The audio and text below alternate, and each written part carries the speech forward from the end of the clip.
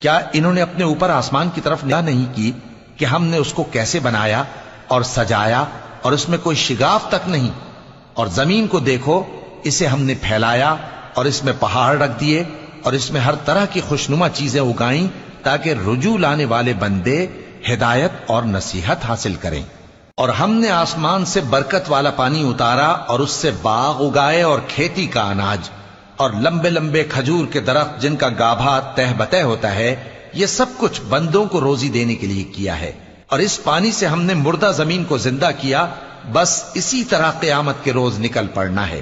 ان سے پہلے نوح کی قوم اور کنویں والے اور سمود والے لوگ جھٹلا چکے ہیں، اور عاد اور فرعون اور لوط کے بھائی اور بن کے رہنے والے اور تبا کی قوم، غرض ہر ایک نے پیغمبروں کو جھٹلایا، تو ہماری دھمکی بھی پوری ہو کر رہی۔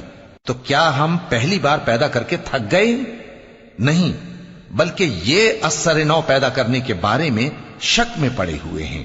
اور ہم ہی نے انسان کو پیدا کیا ہے، اور جو خیالات اس کے دل میں گزرتے ہیں ہم ان کو جانتے ہیں، اور ہم تو رگ جان سے بھی زیادہ اس کے قریب ہیں۔ جب وہ کوئی کام کرتا ہے تو دو لکھنے والے جو دائیں بائیں بیٹھے ہیں لکھ لیتے ہیں۔ کوئی بات اس کی زبان پر نہیں آتی مگر ایک نگہبان اس کے پاس لکھ لینے کو تیار رہتا ہے۔ اور موت کی بے ہوشی حقیقت کھولنے کو طاری ہو گئی۔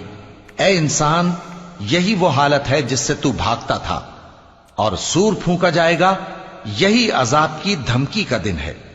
اور ہر شخص ہمارے سامنے اس حال میں آئے گا کہ ایک فرشتہ اس کے ساتھ ہانکنے والا ہوگا اور ایک اس کے اعمال کی گواہی دینے والا۔ یہ وہ دن ہے کہ اس سے تو غافل ہو رہا تھا، اب ہم نے تجھ پر سے پردہ اٹھا دیا تو آج تیری نگاہ تیز ہے۔ اور اس کا ہم نشیں فرشتہ کہے گا کہ یہ اعمال نامہ میرے پاس تیار ہے۔ حکم ہوگا کہ ہر سرکش ناشکرے کو دوزخ میں ڈال دو، جو مال میں بخل کرنے والا، حد سے بڑھنے والا، شبہ نکالنے والا تھا، جس نے اللہ کے ساتھ اور معبود مقرر کر رکھے تھے، تو اس کو سخت عذاب میں ڈال دو۔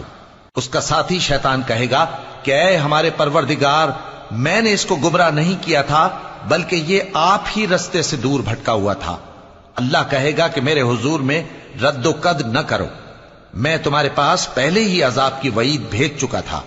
میرے ہاں بات بدلہ نہیں کرتی، اور میں بندوں پر ظلم کرنے والا نہیں۔ اس دن ہم دوزخ سے پوچھیں گے کہ کیا تو بھر گئی؟ وہ کہے گی کہ کچھ اور بھی ہے۔ اور بہشت پرہیزگاروں کے قریب کر دی جائے گی کہ ان سے مطلق دور نہ ہوگی۔